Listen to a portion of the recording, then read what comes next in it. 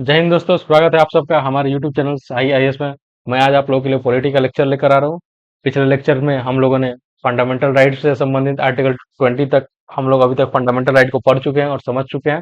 तो आज हम लोग आर्टिकल 21 में जो right to life and personal liberty है उसको हम लोग देखने वाले हैं। चलिए स्टार्ट करते हैं आज के हम अपने इस लेक्चर को। चलिए आइए देखेंगे और समझेंगे क्या होता है protection of life and personal liberty. देखिए, Article 21 declares that no person shall be deprived of his life or personal liberty except according to procedure established by law. This right is available to both citizens and non-citizens. देखिए, article 21 ये कहता है ना कि किसी भी person को आप उसके लाइफ से वंचित नहीं कर सकते हैं, उसके पर्सनल लिबर्टी से वंचित नहीं कर सकते हैं। ठीक है, अगर आप वंचित करेंगे भी except procedure establish by law, अगर वो कोई कानून का उल्लंघन कर रहा है, ठीक है, जो कानून बना हुआ है उसी के आधार पर आप उसको उसके लाइफ से वंचित कर सकते हैं। ऐसा नहीं कि मनमानी कोई कानून बना दिए हैं, ठीक, और आप किसी इंसान का उससे उसका लाइफ छीन लें, उसकी लाइफ से वंचित कर दे, उसको सजा दे दे, उसको कारावास जेल में डाल दे। ये चीज आप नहीं कर सकते हैं। ठीक है, अगर देखिए अगर ऐसा कर रहे हैं कोई मनमानी कानून बना करके मन मर्जी से कोई कानून बना दिए तो सुप्रीम कोर्ट उस पर जुडिशियल रिव्यू करेगा। क्या वो कानून जो है, क्या वो प्रोसीजर को फॉलो करके उस कानून को बनाया गया कि नहीं बनाया गया। अगर वो कानून को जो कानून अगर प्रोसीजर को फॉलो नहीं कर रहा है तो उसको उसको नल एंड वॉइड डिक्लेयर कर दिया जाएगा और आपको आपकी जो राइट टू लाइफ है, पर्सनल लिबर्टी है, वो आपको प्रदान की जाएगी। ठीक है, और देखिए हमारे संविधान में प्रोसीजर स्टैब्लिश बाय लॉ को फॉलो किया जाता है, लेकिन जो अमेरिका का संविधान है वहां पे ड्यू प्रोसेस ऑफ लॉ को फॉलो किया जाता है। वहां पे सिर्फ ये नहीं देखा जाएगा कि जो कानून है वो सारे प्रोसीजर को फॉलो करता है कि नहीं करता है, वहां पे ये चीज भी देखा जाएगा कि जो कानून है वो जस्ट है, रिजनेबल है, ये है कि नहीं है। ठीक है, जस्टिफाई है, रिजनेबल है, ठीक है, तभी आपको आपके लाइफ से वंचित किया जाएगा। देखिए इसका मतलब क्या हुआ, जैसे मान लीजिए कि आपने किसी का मर्डर कर दिया। हो सकता है कि आप उसके मर्डर करने के पीछे कुछ आपका इंटेंशन कुछ अलग रहा हो सकता है कि वो इंसान आपको मारने के लिए आया हो और अपने अपनी जान बचाने के लिए आप उसका मर्डर कर रहे हैं। तो यहाँ पे क्या है, यहाँ पे आपका इंटेंशन देखा जा रहा है। ठीक है, लेकिन जो प्रोसीजर स्टैब्लिश में लॉ में क्या है, वहां पे बस प्रोसीजर देखा जाए कि वो प्रोसीजर को आप फॉलो कर रहे हैं कि नहीं कर रहे हैं। ठीक है, लेकिन अमेरिका का संविधान में ड्यू प्रोसेस ऑफ लॉ देखा जाता है, यानी कि जो आपका इंटेंशन है, जो जो आपने किस इंटेंशन से उसका मर्डर किया, ये चीज देखा जाएगा। ठीक है, तो देखिए जो ड्यू प्रोसेस ऑफ लॉ है ये हम लोगों ने किस देश के संविधान से लिया हुआ है, ये हम लोगों ने ब्रिटेन के संविधान से लिया हुआ है। ठीक है, चलिए नेक्स्ट देखते हैं हम लोग। तो देखिए ये जो right to life and personal liberty है, ये दोनों तरह के सिटीजन के लिए है। भारतीय नागरिक जो है उनके लिए भी है, जो भारतीय नागरिक नहीं है उनको भी ये प्रदान की जाती है। देखिए नेक्स्ट देखते हैं। The right of life is not merely confined to animal existence or survival, but also can include the right to live with human dignity and all those aspects of life which go to make a man's life meaningful, complete and worth living. देखिए आपको right to life का यहाँ पे अधिकार दिया जा रहा है। इसका मतलब ये नहीं कि आपको जानवरों की तरह जिंदगी जीने के लिए आपको छोड़ दिया जाएगा। ठीक है, आप जानवरों की तरह एकदम पोल्यूशन से भरे शहर में रह रहे हैं, गंदगी भरे एरिया में रह रहे हैं, ये सब बिल्कुल नहीं है। आपको एक ह्यूमन डिग्निफाइड लाइफ जीने का अधिकार हमारा संविधान देता है। ठीक है, पोल्यूशन फ्री इन्वायरमेंट होना चाहिए। ठीक है, safe and pure drinking water होना चाहिए। राइट टू एजुकेशन होना चाहिए, आपके पास शिक्षा ग्रहण करने का अधिकार होना चाहिए। ठीक है, ये कई सारे अधिकार है, जैसे राइट टू स्पीडी ट्रायल, अगर आप कोई केस मुकदमा हो रहा है तो आपको स्पीडी ट्रायल का भी अधिकार है। ठीक, ये सब क्या है, ये सब आपके अधिकार है जो आर्टिकल 21 के तहत ही शामिल किए गए हैं। ठीक है, चलिए नेक्स्ट देखते हैं। देखिए आर्टिकल 21 के तहत, आर्टिकल 21 में ही राइट टू आपका लाइफ में राइट टू एजुकेशन को भी शामिल किया गया है। ठीक है, सुप्रीम कोर्ट ने उसको एक्सपेंड किया हुआ है। ठीक, अब देखिए नेक्स्ट देखते हैं हम लोग राइट टू एजुकेशन। अब देखिए एक चीज हम लोग यहाँ पे देखेंगे कि राइट टू लाइफ जो है, ठीक है ना, इसमें आपको अपने जीवन का अधिकार है। इसका ये मतलब नहीं कि आपको राइट टू सुसाइड का अधिकार है। ठीक, आपको राइट टू सुसाइड का अधिकार नहीं है, यानी कि अगर आप कहें कि हमें अगर मेरे जीवन का अधिकार है तो हम अपने जीवन को खत्म भी कर सकते हैं, नहीं, ये अधिकार हमारा सुप्रीम कोर्ट नहीं देता। हमारा संविधान आपको ये अधिकार नहीं देता कि आप अपने लाइफ को खत्म कर ले। ठीक है, तो अगर आपसे क्वेश्चन पूछा जाए whether right to suicide is a fundamental right और नॉट, तो no, it is not a fundamental right. ठीक है, ये हमारे संविधान में इसका वर्णन नहीं किया गया है। चलिए नेक्स्ट देखते हैं राइट टू एजुकेशन। तो देखिए आर्टिकल 21 ए के तहत स्टेट डिक्लेयर करता है। देखिए declare article 21 A declares that the state shall provide free and compulsory education to all children for the age of 6 to 14 years, यानी कि 6 से 14 साल तक के बच्चों के लिए, ठीक है, स्टेट ये इंश्योर करेगा फ्री एंड कंपल्सरी एजुकेशन के लिए। किसके लिए? Free and compulsory education. अब देखिए ये बिल्कुल फ्री नहीं होगा, कुछ मिनिमम चार्जेस आपसे लिए जाएंगे, ताकि जो गरीब से गरीब बच्चा भी हो ना, वो आसानी से, उतना पैसा तो कोई भी नहीं देगा। 100 रुपए 200 रुपए चार्ज लिए जाते हैं, उतना तो जाहिर सी बात है, उतना तो कोई भी इंसान आज के समय में दे सकता है। ठीक है, तो ये क्या है, 6 से 14 साल तक के बच्चों के लिए। तो देखिए ये जो 6 से 14 साल तक के बच्चों के लिए जो राइट टू एजुकेशन की बात की जाती है ना, ये पहले क्या था, ये पहले एक डीपीएसपी का पार्ट है, यानी कि directive principle of state policy के आर्टिकल 45 के तहत इसका वर्णन किया जाता था। लेकिन 86वां संविधान संशोधन 2002 में जो हुआ, उसके तहत इसको जो राइट टू एजुकेशन था, वहां पे 0 से 6 साल तक के बच्चों को देने का प्रावधान जो किया गया था, उसको क्या बना दिया गया, फंडामेंटल राइट बना दिया गया। और इसको हमारे संविधान के आर्टिकल 21A के तहत इसको शामिल किया गया है। ठीक है, अब अगर आपसे पूछा जाए कि राइट टू एजुकेशन जो है वो क्या है, वो फंडामेंटल राइट है कि नहीं है, तो बिल्कुल है। ठीक है, और इसको किस संविधान संशोधन के द्वारा हमें हमारे संविधान में जोड़ा गया है, तो 86 कॉन्स्टिट्यूशनल अमेंडमेंट के द्वारा 2002 में हमारे संविधान में जोड़ा गया था। उसके पहले ये एक डीपीएसपी का पार्ट था, ये चीज हमें ध्यान में रखना है। उसके पहले क्या एक था, एक डीपीएसपी का पार्ट था। ठीक, देखिए ये जो राइट टू एजुकेशन है, ये आपको हायर एजुकेशन की का राइट नहीं देता है। यानी अगर कल को आप सरकार से जाकर पूछने लगे भाई हमारा राइट टू एजुकेशन है, तो हमें इंजीनियरिंग में एडमिशन लेना है, हमें इंजीनियरिंग करना है, या फिर हमें मेडिकल करना है, ये तो मेरा अधिकार है, तो नहीं। आपको सिर्फ 6 से 14 साल तक के बच्चों के लिए जो जो एजुकेशन की बात करता है। ठीक है, आपको हायर एजुकेशन की बात नहीं करता है। जो फंडामेंटल एजुकेशन, जो बेसिक एजुकेशन है, सिर्फ यहाँ पे उसकी बात की जा सकती है। ठीक है, this provision make only elementary education. ठीक है, एलिमेंट्री एजुकेशन की बात की जाए, जो बेसिक एजुकेशन, जो फंडामेंटल एजुकेशन है, उसकी बात की जा रही है, नॉट हायर और प्रोफेशनल एजुकेशन। तो प्रोफेशनल एजुकेशन हो गया, एमबीए हो गया, ठीक है, एमबीबीएस हो गया, इंजीनियरिंग हो गया, एमसीए वगैरह होगा, इस तरह के एजुकेशन आपका राइट टू अधिकार की बात, इसको नहीं शामिल किया गया है। हो सकता है कि आने वाले समय में जब हमारा देश उतना सक्षम हो जाए, तो इसको भी right to right to education में इसको भी शामिल कर दिया जाए। पहले क्या था, पहले राइट टू एजुकेशन आर्टिकल 6 से लेकर के 14 साल तक के बच्चों के लिए भी ये फंडामेंटल राइट नहीं था। लेकिन जब हमारा देश सक्षम हुआ, तो इसको एक फंडामेंटल राइट बनाया गया। तो हो सकता है कि आने वाले समय में 10-20 सालों में जब हमारा देश और सक्षम हो जाए, तो जो हायर एजुकेशन है, उसको भी क्या किया जाए, उसको भी एक फंडामेंटल राइट बना दिया जाए। तो उम्मीद कर सकते हैं हम लोग कि आने वाले समय में हमारा जो देश है वो और सक्षम हो, और ये क्या हो। ठीक है, तो हम लोग उम्मीद कर सकते हैं कि आने वाले समय में हमारा जो देश और सक्षम हो, और जो हायर एजुकेशन है वो भी क्या हो, वो भी हमारा राइट टू एजुकेशन के तहत हमारा फंडामेंटल राइट हो जाए। चलिए नेक्स्ट देखते हैं हम लोग, protection against arrest and detention. देखिए, अगर पुलिस आपको गिरफ्तार करती है, ठीक है, तो उस समय आपके क्या क्या अधिकार है, उसका वर्णन हमारे संविधान में आर्टिकल 22 के तहत किया गया है। ठीक है, अगर कोई भी इंसान है, कोई क्राइम करता है, ठीक है, या फिर कोई क्राइम नहीं भी करता है, तो उसको प्रोटेक्ट, ये प्रिवेंटिव डिटेंशन के तहत अगर उसको गिरफ्तार किया जाता है, तो उस समय उसको कौन कौन से अधिकार होंगे, ये चीज हम लोग देखने वाले हैं। इसका वर्णन कहाँ किया गया, आर्टिकल 22 के तहत इसका वर्णन किया गया। चलिए देखते हैं। अब देखिए, detention is of two type, यानी कि अगर आपको गिरफ्तार किया जा रहा है, वो दो तरह का हो सकता है। कौन कौन से, एक तो होगा प्यूनिटिव डिटेंशन, और एक होगा क्या होगा, प्रिवेंटिव डिटेंशन। अब देखिए, प्यूनिटिव डिटेंशन का मतलब क्या हुआ, प्यूनिटिव डिटेंशन का मतलब आपने कोई क्राइम किया हुआ है, आपने कोई अपराध किया हुआ है, आपके अपराध करने के बाद ट्रायल होगा, फिर वो ट्रायल होने के बाद आप पे आरोप साबित होगा, आरोप साबित होने के बाद आपको गिरफ्तार किया जाएगा। इसको क्या कहते हैं, प्यूनिटिव डिटेंशन। यानी कि आपने जो अपराध किया उसको आपकी सजा देने के लिए आपको गिरफ्तार किया जा रहा है। एक होता है प्रिवेंटिव डिटेंशन। प्रिवेंटिव डिटेंशन का मतलब क्या हुआ, punishment without trial and conviction. यानी कि आपने ना तो कोई कोई अपराध किया है, ठीक है, और ना ही आपको आपके ऊपर कोई ट्रायल हो रहा है, और ना ही आप आरोप साबित हो रहा है, उससे पहले ही आपको गिरफ्तार किया जा रहा है। ऐसा क्यों किया जा सकता है, हो सकता है ये फ्यूचर में, आने वाले समय में आप आपके ऊपर ये चांसेस हो कि हाँ आप ये अपराध कर सकते हैं, आप किसी का मर्डर कर सकते हैं, या फिर आप कहीं कुछ दंगा फसाद कर सकते हैं।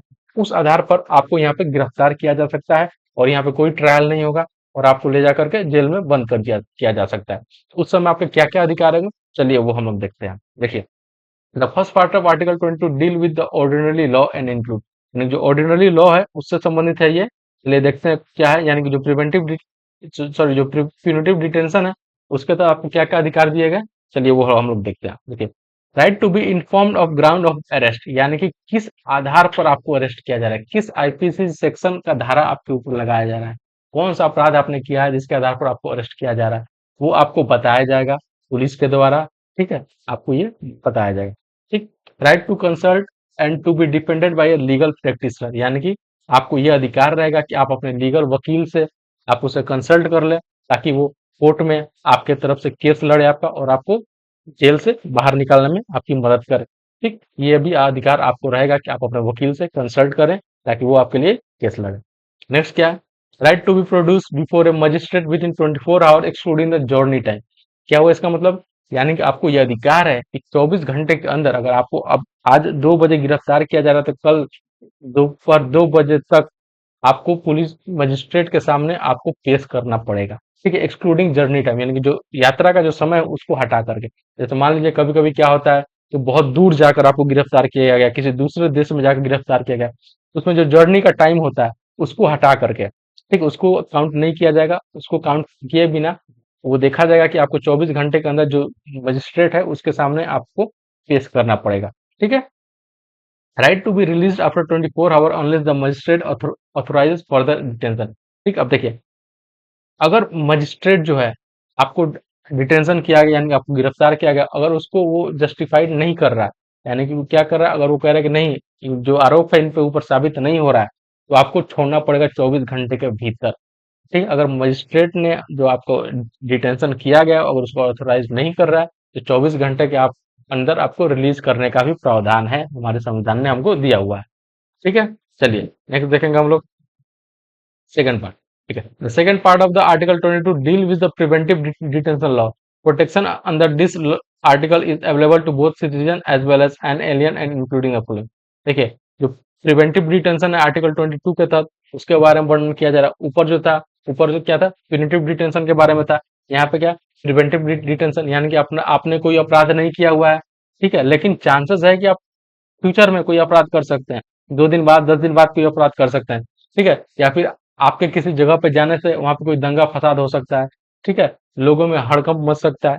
उस चीज को रोकने के लिए, उस चीज को कंट्रोल करने के लिए आपको गिरफ्तार किया जा सकता है, ताकि देश में दंगा फसाद ना हो। ठीक, आप किसी का मर्डर ना करें या फिर आप कहीं जाके कोई क्राइम ना कर ले, उस चीज को रोकने के लिए आपको गिरफ्तार किया जा सकता है। ठीक है, और ये जो अधिकार है, ये सिटीजन होंगे उनको भी ये अधिकार है, जो नॉन सिटीजन होंगे उनको भी ये अधिकार दिया जाता है।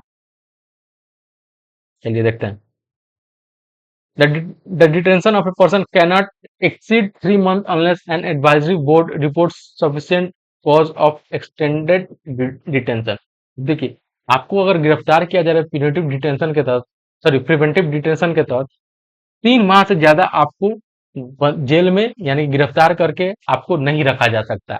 ठीक है, 3 माह से ज्यादा आपको कब रखा जाएगा? एक जो एडवाइजरी बोर्ड होगा, जिसमें जो उसका अध्यक्ष होगा, कौन होगा? जो जज, हाई कोर्ट का जो जज होना चाहिए एडवाइजरी बोर्ड का, अगर वो आपके डिटेंशन को जस्टिफाई कर रहा है और वो कह रहा है कि ठीक है 3 मंथ से ज्यादा आप इनको डिटेंशन रख सकते हैं, तभी आपको 3 मंथ से ज्यादा ज्यादा तक आपको डिटेंशन में रखा जाएगा।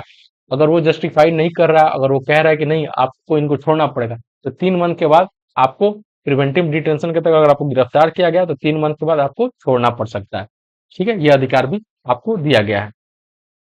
The ground of detention should be communicated to the detainee, यानी कि जिस पर्सन को गिरफ्तार किया जा रहा है ग्राउंड प्रिवेंटिव डिटेंशन के तहत, उसको बताना पड़ेगा किस वजह से आपको गिरफ्तार किया जा रहा है, क्या ग्राउंड है जिसकी वजह से आपको गिरफ्तार किया जा रहा है। ठीक है, the detainee should be afforded an opportunity to make a representation against the detention order, यानी कि आपको यह अधिकार भी रहेगा कि आपको जो गिरफ्तार किया जा रहा है प्रिवेंटिव डिटेंशन के तहत, ठीक है, तो आप अपने लिए लीगल रिप्रेजेंटेटिव को अपॉइंट कर सकते हैं, ताकि वो आपके जो डिटेंशन किया जा रहा है उसके प्रति वो एक केस लड़ सके सुप्रीम कोर्ट में या फिर हाई कोर्ट में, ताकि आपका जो डिटेंशन है उसको खत्म किया जा सके।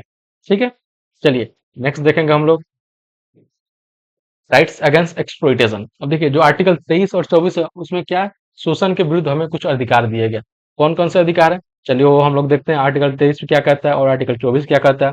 चलिए स्टार्ट करते हैं हम लोग। 23 में क्या है, देखिए, prohibition of human trafficking and force labour, यानी कि आप मानव का खरीद फरोख्त नहीं कर सकते, यानी इंसानों को आप खरीदेंगे नहीं, बेचेंगे नहीं। जो बाइंग एंड सेलिंग होता है ना, बच्चों का, औरतों का और इंसानों का, वो चीज नहीं होना चाहिए। हमारे संविधान ने इसको मना किया, इसको प्रोहिबिट किया हुआ है। ठीक है, एंड फोर्स लेबर, यानी कि आप किसी से जबरदस्ती काम नहीं करवा सकते हैं।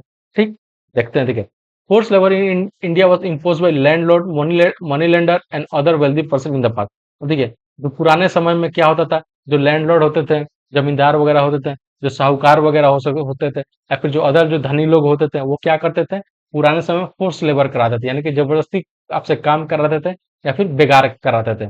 ठीक है, फोर्स लेबर का मतलब क्या हुआ कि जैसे मान लीजिए कि आपको कम पैसे दे रहे हैं, ठीक, दिन भर के काम के लिए अगर आपका उचित मजदूरी अगर आपको 500 रुपये बनता है, तो वहां पे आपको 200 रुपये ही दे रहे हैं, 150 रुपये ही दे रहे हैं। ठीक है, क्या होता है कभी कभी बेगार भी छटाते हैं, यानी कि आपको पैसे ही बिल्कुल पैसे नहीं दे रहे, उसको क्या कहते हैं, फोर्स लेबर कहते हैं। ठीक है, आपका मन नहीं है काम करने का, लेकिन मजबूरी में आप काम कर रहे हैं या फिर जबरदस्ती आपसे काम करवाया जा रहा है, आपकी मजबूरी का फायदा उठाकर। ठीक है, देखिए, the article 23 of the Indian constitution prohibit human trafficking and बेगार to protect the millions of under privilege and deprive people of the country. यानी कि आर्टिकल 23 क्या कहता है, हमारा संविधान कहता है कि आप किसी से फोर्स लेबर नहीं करा सकते हैं, ह्यूमन ट्रैफिकिंग नहीं कर सकते हैं, किसी से बेगार नहीं करवा सकते हैं। ठीक है, ये क्यों किया गया है? ताकि जो अंडर प्रिविलेज लोग हैं, ठीक है, जो दबे कुचले लोग हैं, ठीक है, उनको उनके उत्थान के लिए कुछ काम किया जा सके। आर्टिकल 23 हमारा ये कहता है। ठीक है, the right is available to citizen of India as well as non citizen, यानी कि ये राइट भी जो है, वो चाहे वो हम भारतीय हो या फिर नॉन भारतीय हो, किसी दूसरे देश के भी हो, उनको भी ये अधिकार दिया गया है हमारे संविधान में। The right provide against human trafficking in the form of, अब देखिए, जो ह्यूमन ट्रैफिकिंग होता है कौन कौन से फॉर्म में हो सकता है, चलिए वो हम देखते हैं। Selling and Boeing of man women and children, यानी कि औरतों, बच्चों और लड़कों का, ठीक है, इंसानों का खरीदना बेचना जो होता है ना, वो क्या है, एक तरह का ह्यूमन ट्रैफिकिंग होता है। ठीक है, प्रोस्टिट्यूशन, ठीक है, प्रोस्टिट्यूशन भी जो है, ठीक है, ये भी क्या है, ये भी एक तरह का human form of human trafficking है। देवदासी सिस्टम, अब देखिए, देवदासी सिस्टम क्या होता है, पुराने समय में हम लोगों ने देखा है, जब हम लोग एंशियंट एंशियंट हिस्ट्री वगैरह पढ़ते हैं, ठीक है, या फिर मॉडर्न हिस्ट्री वगैरह पढ़ते हैं, उसमें क्या होता था, मंदिरों में कुछ लड़कियों को दान दे दिया जाता था, और वो लड़कियां वहां पे क्या होती थी, वहां पे भगवान की पूजा करती थी, भगवान का देखभाल करती थी, भगवान को प्रसाद वगैरह या फिर मंदिर की साफ सफाई वगैरह के कामों में लगी रहती थी। इसको क्या कहा जाता था, देवदासी सिस्टम, यानी कि वो अब क्या होगी, भगवान की दासी हो गई। और ये जो फॉर्म है ना, ये पुराने समय में चलता था, इसको भी हमारे संविधान ने प्रोहिबिट किया हुआ है, यानी कि ये भी अब हमारे संविधान ने इसको बैन किया हुआ है। ये चीज भी अगर आप कर रहे हैं, तो आप हमारे संविधान का उल्लंघन कर रहे हैं आर्टिकल 23 के तहत, और आपके ऊपर कठोर कार्रवाई की जा सकती है, और आपके ऊपर सजा का भी प्रावधान है इसमें। ठीक है, नेक्स्ट क्या, स्लेवरी, यानी कि जो गुलामी प्रथा है, जो कि अभी तो खत्म हो चुका है, लेकिन पहले जो था, ठीक है, तो स्लेवरी भी हमारे आर्टिकल 23 के तहत बैन है, आप ये नहीं कर सकते हैं। ठीक, चलिए नेक्स्ट देखते हैं हम लोग। देखिए, नेक्स्ट क्या है हमारा, प्रोहिबिशन ऑफ चाइल्ड लेबर। ठीक है, चलिए, यानी आर्टिकल 24 में क्या वर्णन किया गया, वो चीज हम लोग देखने वाले हैं। देखिए, article 24 of the Indian constitution forbid employment of children below the age of 14 years in dangerous jobs like factories and mines। यानी कि आर्टिकल 24 ये कहता है कि आप 14 साल से कम उम्र के बच्चों को डेंजरस काम में नहीं लगा सकते हैं, जैसे फैक्ट्री हो गया, माइन हो गया, ठीक है, या फिर कोई बम बनाने वाली फैक्ट्री हो गई, यानी हजार्डियस में कोई भी अगर काम है, खतरनाक काम है, डेंजरस काम है, जिससे बच्चों की जान जा सकती है या फिर बच्चों के स्वास्थ्य पे किसी भी तरह कोई असर पड़ रहा है, तो आप उन कामों में 14 साल से कम उम्र के बच्चों को आप वहां पे उनको नहीं लगा सकते, उनसे आप काम नहीं करवा सकते। ठीक है, ये चीज होता है, आर्टिकल 24 ये कहता है हमारा संविधान।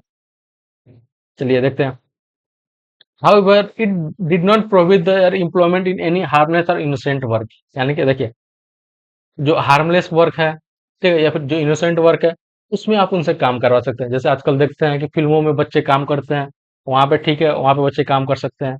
ठीक है, जो स्पोर्ट्स वगैरह होता है, स्पोर्ट्स एकेडमी में जैसे बच्चे जो साइड में हम लोग देखते हैं, क्रिकेट वगैरह में हम लोग देखते हैं, जो बॉल बॉल बॉय वगैरह होते हैं, जो बॉल उठा के ला के देते हैं, उस तरह के काम आप करवा सकते हैं, जिसपे क्या एक तरह से वो बच्चों के मनोरंजन की तरह हो, बच्चों पे कोई बोझ ना हो कि बच्चे काम कर रहे हैं, एक तरह से बच्चे मनोरंजन की तरह काम कर सकते हैं। जैसे कोई फैमिली बिजनेस है, दुकान है घर में, वहां पे भी स्कूल टाइम के बाद जाके बच्चे काम कर सकते हैं। हाँ, एक बात इसमें यह है, ऐसा नहीं कि आप उनको स्कूल से वंचित रख रहे हैं, यानी उनको पढ़ने के लिए नहीं भेज रहे हैं और उनसे काम करवा रहे हैं, ये चीज नहीं होना चाहिए। वो इस तरह के काम कब करेंगे, अपने स्कूल टाइम के बाद, यानी कि स्कूल पहले पढ़ लेंगे, स्कूल खत्म कर लेंगे, 2 बजे 3 बजे जितने बजे तक उनका स्कूल चल रहा है, उस समय तक वो अपना पढ़ाई करेंगे। हाँ, फ्री टाइम में वो इस तरह का काम कर सकते हैं।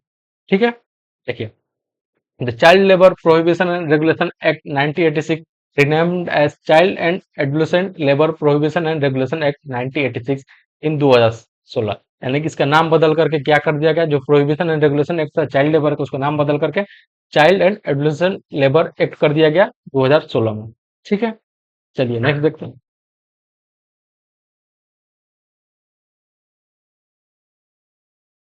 ठीक है, तो चलिए आज का जो क्वेश्चन है, हम लोग आज के अपने इस क्वेश्चन को देखते हैं। देखिए, how many freedoms are guaranteed by article 90, यानी कि आर्टिकल 19 में कितने तरह के फ्रीडम की बात की जाती है। ठीक है, तो कितने तरह के, टोटल 6 तरह के फ्रीडम की बात की जाती है आर्टिकल 19 के तहत। ठीक है, चलिए आज के लिए बहुत बहुत धन्यवाद। बहुत जल्द मिलेंगे हम लोग अपने नेक्स्ट वीडियो में, नेक्स्ट लेक्चर के साथ। तब तक के लिए जय हिंद।